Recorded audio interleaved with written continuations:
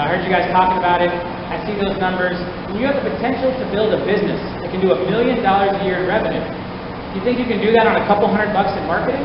I mean, really, let's be honest. I mean, if a listing is worth $4,000, $5,000, $6,000 to you, should you be able to do a direct mail for $100 and get one of those? Probably not. You know, if it was that easy, everybody would do it. So the other big thing that I did, that I encourage people to do, is I invested everything I made back in marketing. Every dollar revenue that came into RP funding for the first 3 years, beyond what I had to pay my staff with, I put back into more TV commercials, more radio, more direct mail, more internet, more branding to build that business. And if you're committed to getting to that level, you know, if you're sitting here saying, hey, you know what, I just want to make 50, 60 grand a year, I'll be happy with that. You know, you can do okay with that. You can work your sphere of influence. If you truly want to dominate a market, if you want to be one of these agents doing $30 million a year in business, doing $1 million a year in gross revenue, you have got to invest in yourself, and you've got to invest in branding, and you've got to build that brand. And again, once you do that, everything else you do becomes so much more powerful. All right? If you get buyer leads off a site like Boomtown or Tiger Leads, and you call somebody, and they've seen your face in their mailbox 10, 12, 15 times, they're going to recognize you, whether you believe it or not. All right? Let's think about kind of, again, with mail and marketing, how this works. A lot of people say, oh, I get junk mail, I just throw it right away, right? And we all have that kind of attitude toward junk mail. You get it, you throw it away. Before you can throw that mailer away, you have to figure out what it is. And that requires you to look at it. So whether you believe it or not, in the half a second it takes somebody to look at a postcard or a brochure or a letter, whatever it is with your face and name on it, and throw it away, their brain has filed you away somewhere in the back. That's this thin slicing principle. Somewhere in their brain, your name, your face are now just a tad bit more recognizable. And then when the next piece of mail shows up a week later, and then when maybe they drive by a park bench, you see your name on it in your local neighborhood, and then they drive by a listing sign, and there's your face and name, maybe you get on a listing sign, all this is reinforcing this back to their brain. And one day that consumer wakes up, and whether they realize it or not, they know who you are. And that's powerful. Because now you've taken your sphere of influence from the people you went to high school with, people you grew up with, people your family knew, to neighborhoods of people who you have systematically targeted to recognize you. When I first got into marketing, I took a seminar from a guy named Dan Kennedy. Great guy, brilliant. He sold my name to every marketing salesperson on the planet, so all of a sudden my email box was full of so much spam I couldn't see straight. I deleted a lot of it, but one thing I realized is there was this one guy named Dave D. He would send me emails every single week. 6 months later, I felt like I knew this guy. Right? If he had come to Orlando on a speaking tour, I was ready to sign up. I never opened a single one of his emails. Just from seeing his name in my inbox, week in and week out for 6 months, my brain decided I knew who this guy was. I had built some trust and loyalty. And if you think about this psychologically, this is how we operate as human beings. This is how it works. In the book Blink I talked about, they do a study where they take a test group and they put up people's faces. And they show the faces of sex offenders, felons, and priests. And they show the sex offenders' faces the most times, the felons' faces the next time, and the priest the least amount of times on a loop. It is like 20 minutes. Then they polled the audience and asked them who seemed the most trustworthy out of the group. Everybody picked a sex offender or a felon. Nobody picked the priest. Because their brain had seen these non-trustworthy guys' faces 10 to 15 times more often than the priest. And this is the way our brain works. The more times you get their face in front of them, we're at a point, it doesn't matter what I say on TV anymore. I don't have to talk about mortgages. We sponsor the Orlando Chili Cook-Off for Special Olympics every year. And for that entire month, every one of my TV commercials is promoted the Chili Cook-Off. I don't talk about mortgages, I don't talk about what we do. Our phone calls don't go down a bit. Because again, I've built that trust in people's mind. We've been on TV so much, we've built the brand, we've stayed in front of them. They trust us, they trust the brand, they remember us. We've built that top-of-mind credibility. So again, as a real estate agent, you can't go out there and do this on TV. Maybe some of you can, I would think most likely not. One, it's a waste geographically. Two, it's extremely expensive. Mail, like I said, is that way to put a yard sign in somebody's mailbox. Hit them with direct mail over and over and over again. Let them see your face over and over and over again in their mailbox. And over time, they will come to trust you. That is at the core of what marketing is all about. The next thing you do is you start going to local events. Again, you guys are focused on small areas. That's really the key. That's why your marketing can be so much different. You want to dominate that neighborhood because your revenue per deal is high enough you don't have to come out here and sell 1,000 pins or, sell 200 cars a month. Real estate has high enough gross revenues that if you can do a handful of transactions a month, you can be very successful. And so if you take an area of 600 to 800 homes, make that yours and dominate it. I'm telling you, if there's a billboard available in the area, look at it. Billboards in residential areas are cheap. Get as many listings as you can because that's yard signs you're going to have up in that area. Hit that area with direct mail. I hit them 2-3 times a month, over and over again. I take a week where I send them 2 at the same time. So when they're flipping through their mail, they see your face twice. It's different. It's something that people remember and recognize. But the key is, no matter what you do, is to stay committed to it and realize that the money to be made at the end game, the money that's there when you build the brand credibility, the money you make when that recognition is there, and when anyone who wants to sell a house in that neighborhood thinks of you first, they don't even know why. They just think of you first because they've seen your name and your face more times than anyone else's. They will pick up the phone and call you. And again, that's the key to marketing.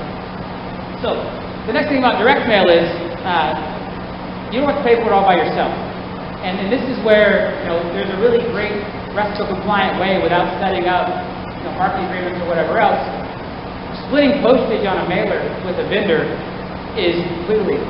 There's no scrutiny, there's no marketing agreement. It's like, hey, we're going to send a mailer together. It's going to have a law firm on it, it's going to have a real estate company on it. We're going after the same client. We're trying to get a short sale listing. How many of you saw Justin Clark speak this morning at 9 a.m.? Justin does this with agents. We let him use our direct mail facilities to do it. So he gets really good pricing because he uses our equipment, our facilities. And he teams up with agents. Now you've got 2 people paying for it. Then you go find a title company and throw them on there with you. I have agents that are doing direct mail for 10 cents a piece. That's their cost. Because they're doing co-op. One, they're getting better pricing. Because they're doing some volume. They're sticking with it. They're co-oping with an attorney. They're co-oping with a title company. So now we're talking 10 cents a piece, postage, printing, everything for agents. So that 800 homes that you want to hit, that's $80 every time you mail it. Who doesn't want to spend $80 a week to have their face in every person in the neighborhood's mailbox week in and week out? Right? It's not a lot of money. That's the other biggest mistake people make with mail. Is they go out there, they call a direct mail house, and they want to do 100 pieces. And when you print that small of a quantity, the cost is insane. I mean, we see, I have a big agent we just started doing direct mail with. We do a lot of direct mail for like Just Sold, Just Listed, or Wool Co-op. The type of stuff you guys learn about today with short sales, NODs. Justin Clark does the co-op mailing there, title companies. He's got a title company that gets involved as well. But she was paying like 90 cents a piece for her mailings. She was sending Just Listed postcards, like 200 at a time, spending 90 cents a piece. So for $180, she was reaching 200 households. We came in for that same $180. Now she's reaching 1,800 households with every one of these mailings because we co-opted it, there's a title company that co-opted it. Again, mail works if you use the repetition and you stick with it because you get to pick that job. You get to pick whose mailbox you want to put your yard sign in and do it over and over and over again, and you can build that brand trust. You can build that trust just like the sign does. If you look at a lot of the most successful real estate agents in this area, it's because they had a lot of listings. And it wasn't the buyers of the listings, it was all the yard signs. It really was. I mean, you look at like Kelly Price in Winter Park. Everyone recognizes her name because it's on listing signs all over that area. So those listing signs are the best marketing you can get. So when you sign up for a program like the one before, those 10 listings you get, the branding you're going to build from the yard sign. And then you support that. If you get a couple listings in a neighborhood, and then you follow that up with postcards or mailers weekly to that same neighborhood. So they're driving home from work, they see your name, they see your logo, they see your face on that yard sign. When they get home, they check the mailbox, and boom, there you are again. And then maybe they go over to an event that weekend, and you're there with a little booth. All these things start to compound, and they recognize who you are. And that's at its very essence, the key to marketing. And that's what you need to understand. When I said, would you go put a yard sign out there and take it down the next day, you all kind of laughed. I think that hits home. But you would send one mailing out and then think it didn't work. And it's the exact same thing. Because the chance of the buyer for that house driving by the first day you put the sign out, how they going to happen. People are going to respond when they're ready. The key is that you're the person they want to respond to. Any questions about that before we go on to our next topic? Let's see what my next topic is.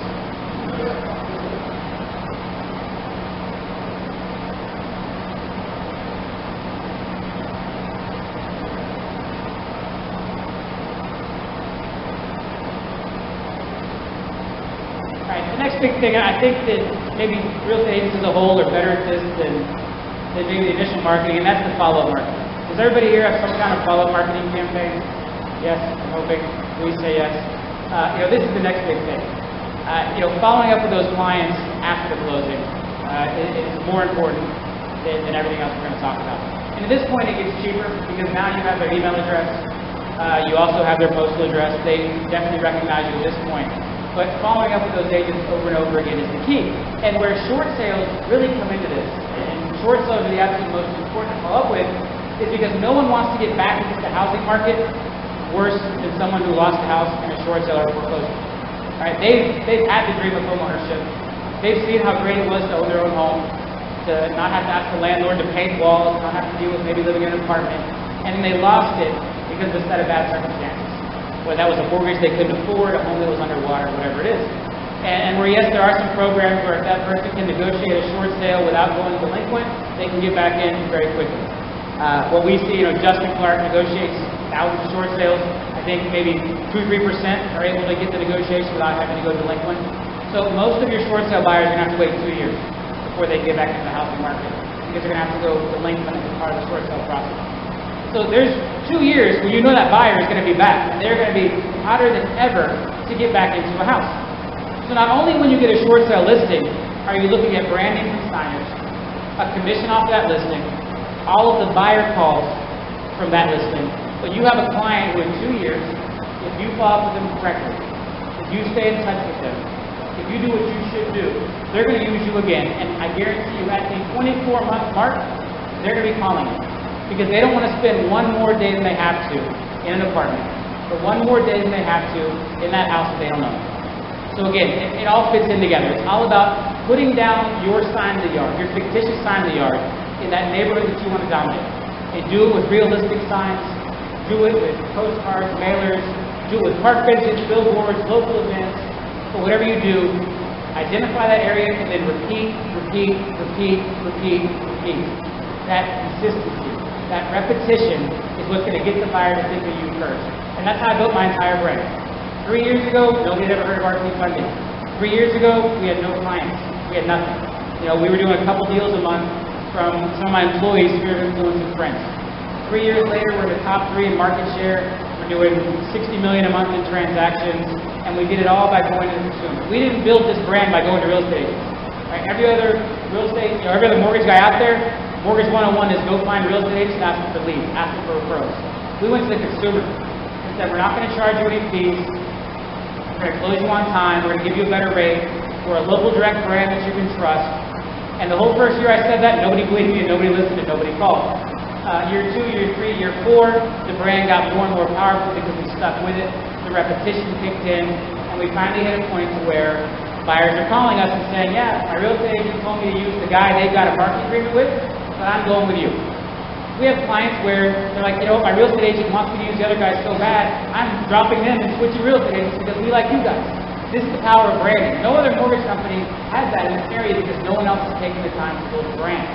And the same type of power that branding has given me with consumers can give you with consumers. And you can do it on a small scale geographically by identifying that area, investing in direct mail, my personal favorite marketing method. If you guys give Justin Clark a call, you can ask him about his co-op program where he does the joint mailings. He's got a title company lined up. He'll do it, and you go on there together, so you split the cost 3 ways. Now you're talking about sending out 800 postcards a week or 800 mailers a week for $80 a week. Not a big investment. And just stay the course. Stay committed.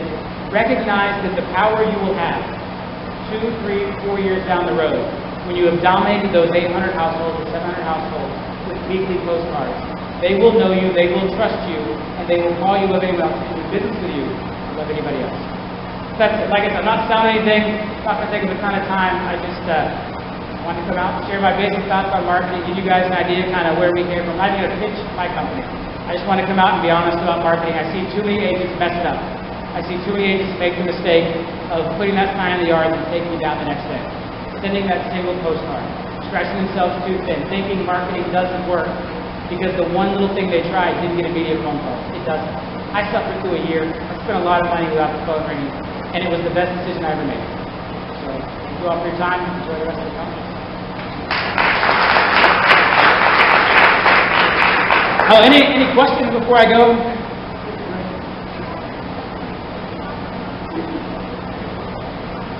I really don't. I mean, there's some good ones out there. One thing I would say is there's a program called Every Door Direct Mail. It's called EDDM. What this is, if you mail to an entire carrier route, which is about 600 to 800 homes, you can get better pricing from the post office. There's less labor, there's less work.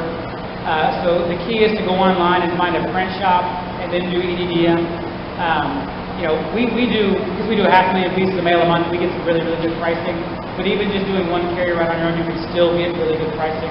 If you call Justin for the co-op deal, Justin Clark, he's got printing and everything lined up. He gets the same kind of rates we do. We actually put a lot of his mail into ours.